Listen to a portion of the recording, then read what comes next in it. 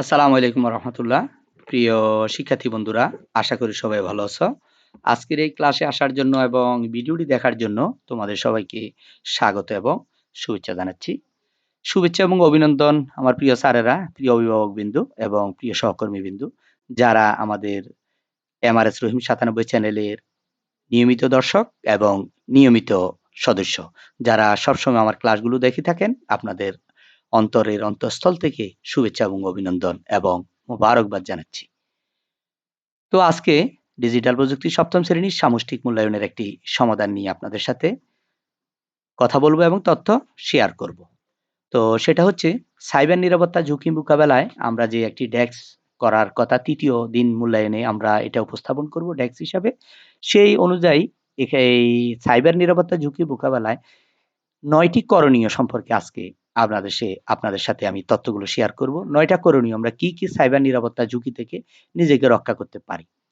১ নম্বর হচ্ছে যে বিষয়গুলো হচ্ছে নিরাপদ থাকতে স্মার্টফোন ও অ্যাপস ব্যবহার। আমরা যেটা সবসময় এখন বর্তমানে প্রযুক্তি আমরা খুবই প্রত্যেকটা মানুষের হাতেই, আমাদের হাতেই স্মার্টফোন রয়েছে এবং স্মার্টফোনের ভিতরে আমরা যে অ্যাপস গুলো ব্যবহার করি, এই বিষয়গুলো নিয়ে আজকে সতর্কতামূলক কিছু টিপস ৯ টি করণীয় আপনাদেরকে আমি তথ্যগুলো শেয়ার করব। স্মার্টফোন ও অ্যাপস ব্যবহারের সতর্কতা।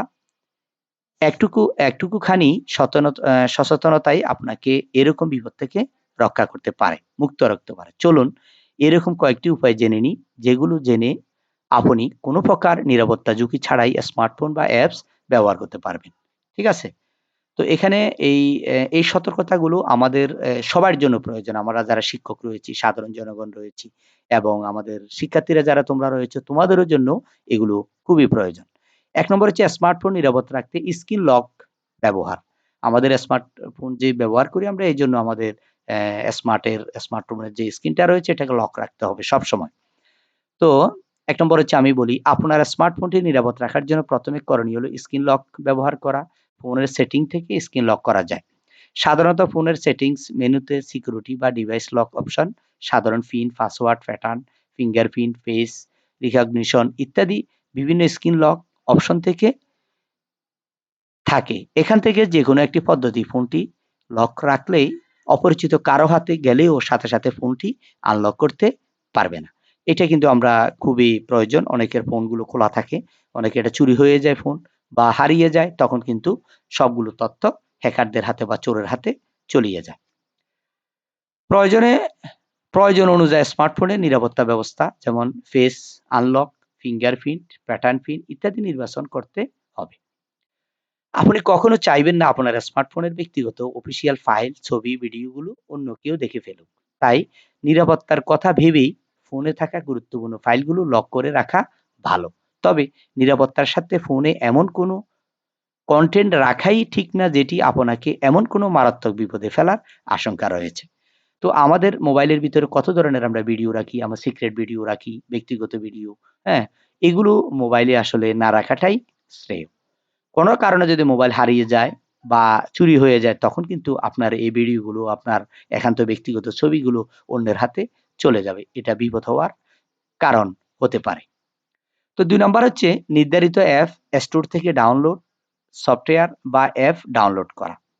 আমরা যে সফটওয়্যারগুলো আমরা ডাউনলোড করি আসলে প্লে স্টোর থেকে আমরা সফটওয়্যারগুলো ডাউনলোড করব এবং নির্ধারিত সোর্স থেকে, যেগুলো একেবারে সিকিউরড এগুলো থেকে আমাদেরকে অ্যাপসগুলো ডাউনলোড করতে হবে। নিরাপদ থাকতে স্মার্টফোন বা অ্যাপ ব্যবহারে প্রয়োজনীয় সতর্কতার অংশ হিসাবে আপনার স্মার্টফোনে কখনো প্লে স্টোর, অ্যান্ড্রয়েড ডিভাইসের জন্য বা অ্যাপ স্টোর, অ্যাপ অ্যাপল ডিভাইসের জন্য ছাড়াও অন্য কোনো উৎস থেকে অ্যাপ ইনস্টল করা যাবে না।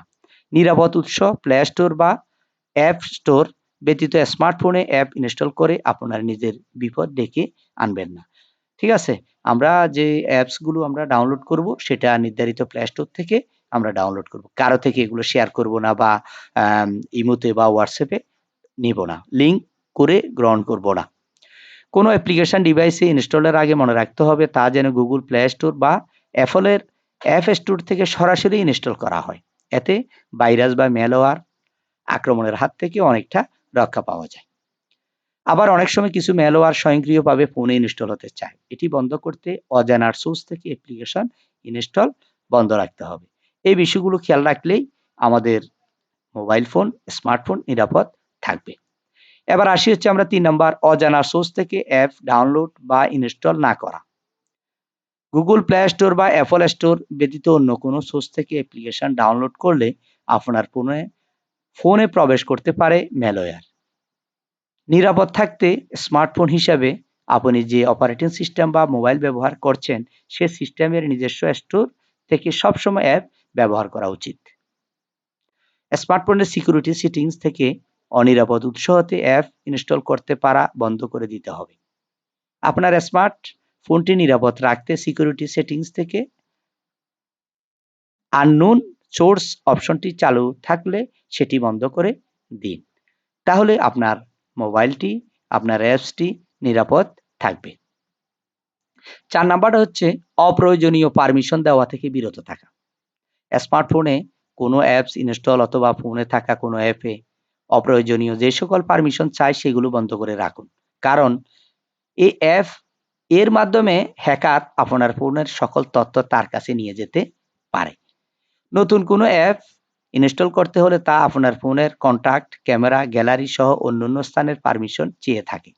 অ্যাপ ইনস্টল করার সময় এরূপ পারমিশন দেওয়ার থেকে লক্ষ্য রাখুন। কোনো অ্যাপ যদি অপ্রয়োজনীয় পারমিশন চায় তবে অনুমোদন দেওয়া থেকে বিরত থাকুন। নিরাপদ থাকতে স্মার্টফোন ও অ্যাপ ব্যবহারের প্রয়োজনীয় সতর্কতা হিসাবে এটি খুবই গুরুত্বপূর্ণ। পাবলিক বা ফ্রি ইন্টারনেট ব্যবহার থেকে বিরত থাকা। আপনার কোথাও বাহিরে ইন্টারনেটের প্রয়োজন হলে হয়তো সে জায়গার পাবলিক ওয়াইফাইটি ব্যবহার করছে। সাবধান! এমন পাবলিক ওয়াইফাই থেকে হ্যাকিং বা ম্যালওয়্যার আক্রমণের শিকার হতে পারে আপনার ডিভাইসটি। সাইবার অপরাধের অনেকে এমন ফ্রি সংযোগের মাধ্যমে হ্যাকিং বা ভাইরাস ছড়ানোর কাজটি করে থাকে।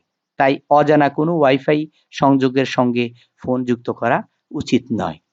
আমরা অনেক সময় ফ্রি ওয়াইফাই পাইছি, কোনো একটা জায়গায় গেছি, বাস স্টেশনে গেলাম, কোনো মার্কেটে গেলাম, হ্যাঁ? তখন কোনো হাসপাতালে গেলাম, ফ্রি ওয়াইফাই, কোনো হোটেলে রাত থাকলাম, ওখানে ফ্রি ওয়াইফাই পাইলাম, ব্যবহার করলাম। কিন্তু এটা কিন্তু হ্যাকারদের একটা কৌশল, আপনাকে ওখান থেকে আপনার তথ্য সবগুলো হ্যাক করে নিয়ে যাওয়ার সম্ভাবনা রয়েছে। এসব ফ্রি বা পাবলিক নেটওয়ার্ক এড়িয়ে চলতে হবে। আপনার স্মার্ট ডিভাইসে ইন্টারনেট ব্যবহারের ক্ষেত্রে ফ্রি বা পাবলিক নেটওয়ার্ক এড়িয়ে চলতে হবে। সাইবার আক্রমণের জন্য অধিকাংশ ক্ষেত্রে এসব নেটওয়ার্ক অপরাধীদের খুব প্রিয়। ৬ নাম্বার হচ্ছে find my device app activate রাখা এবং লোকেশন ট্র্যাক অপশন চালু রাখা।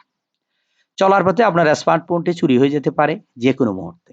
আপনার ফোনটি চুরি হলে যে শুধু আর্থিক ক্ষতি হবে তা নয়, বরং কোনো ক্ষেত্রে ফোনে থাকা ফাইলগুলো আপনার কাছে বেশি প্রয়োজনীয়। এই অবস্থা থেকে নিরাপদ থাকতে সবসময় ফোনের